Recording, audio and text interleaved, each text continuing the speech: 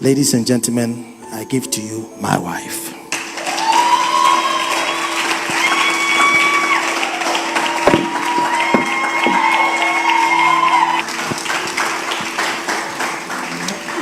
It's done. All I say is that keep on keeping on. And as your husband, I assure you that I give you all the support, all the encouragement, the support, and the room to move.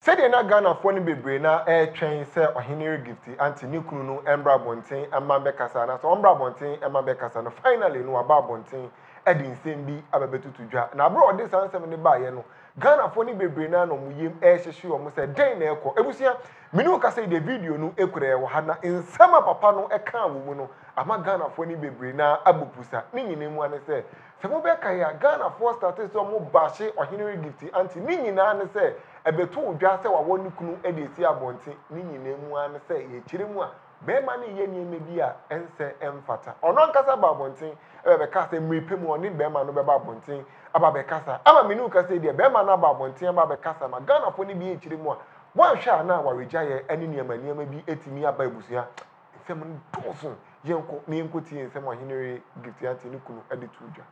Ladies and gentlemen, I give to you my wife.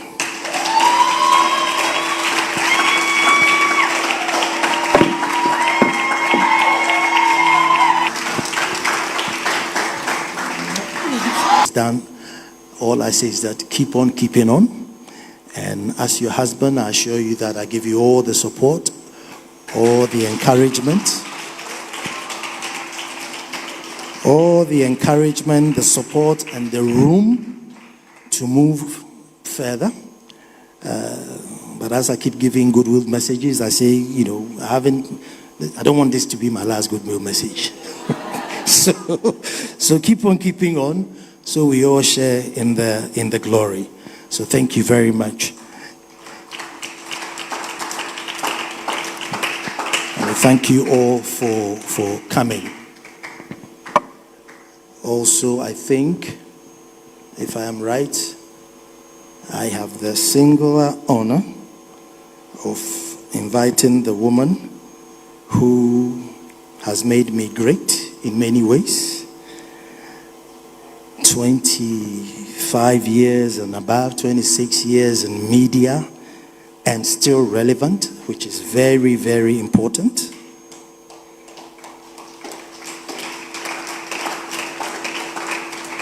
Two decades and a half and still significant. It's not an easy task at all, because the world is moving so fast. Trends are changing so fast. So to be able to keep up for 2 decades and a half and still going with all this vim and life in you, I say well done to you, well done to you. A woman who's won so many awards, a woman who has probably the private and independent talk show, the longest talk show on TV, and still going, still relevant, still reaching out.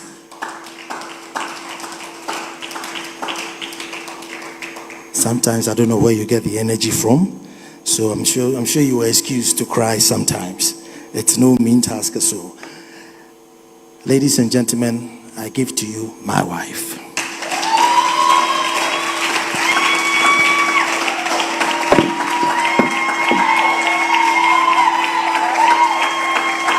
Called goodwill messages. I have to give up,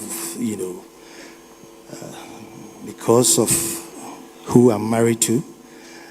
Every now and then I have to give a goodwill message because something comes up. I mean, this is the 6th book, so this is the 6th goodwill message. But this has been a tough one, probably because of the title. Now, since I come from the palace, and the palace we tell stories rather than give speeches, permit me to say just a little story, and I'm glad that Professor Sadlan is here. I'm sure she would agree with my story even before I say it. Now, it's about the whole idea of, feminism and women power and women this and women that. Now, see, before I encounter with formal education, before I encounter with formal religion or Christianity, as an African home, family, society, whatever it is, it was always an alpha female that held us together. It was men came in only when it had to do with brute force and fighting and macho, then men came. But if we had to sit down and think and plan and the trajectory of family trees and who was a royal, who wasn't a royal, I mean, it was always women that held us together. And so women's place in a traditional setting has not ever been questioned. And so that if you gave birth and it was a boy, and everybody thought, oh, hold on, what if it's a girl? And so so we always held women there.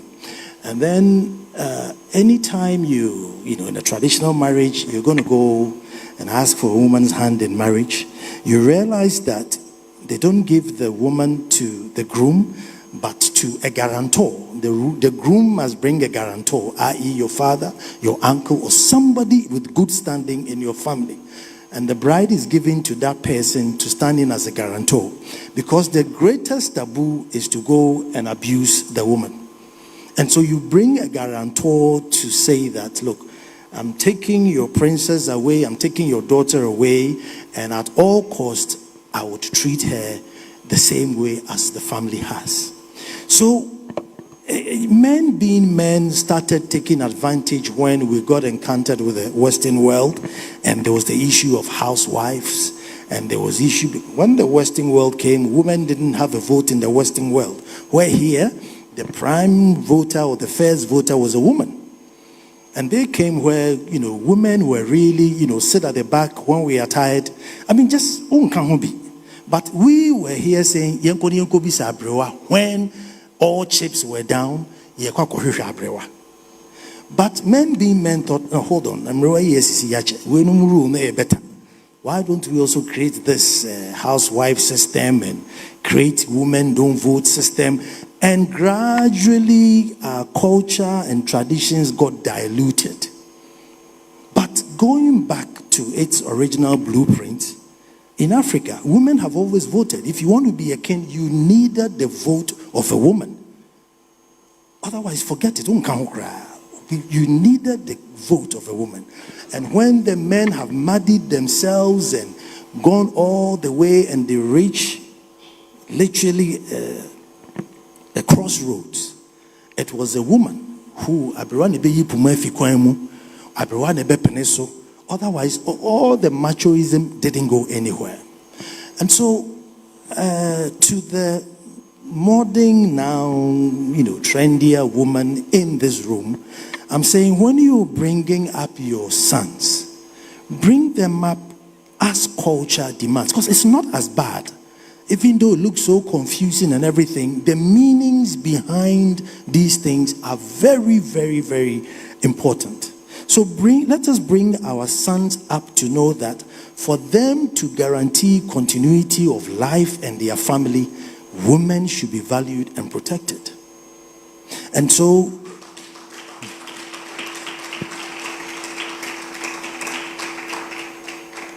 when women were kept out of politics, it was because they felt that politics means you take sides. Politics means you a bit combative. Politics means you obey your hufi kakra.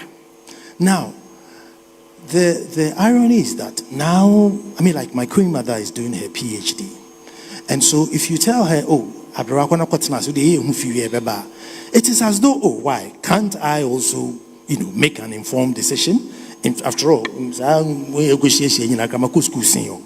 but the issue was that as soon as you take sides, as soon as you express opinion, as soon as you laugh at certain jokes, when we hit a stalemate, there are people who will say that, well, after all, only we are an auntie. So we cannot go and seek any decisions from her because we know where she stands. So, some of the decisions our forebearers took, it was literally that they thought women were so superior that they should not come and muddy themselves where the men were. And not necessarily that the women could not contribute, because if that was the case, then we won't go to Abrewa. So on this day that we're launching this wonderful book, all these women here, I'm saying that in bringing up your children, there are no chores that we majuma and a way majuma. It is not even cultural. It is not cultural that if we're in a house, a man and a man say no. The only time men came in was if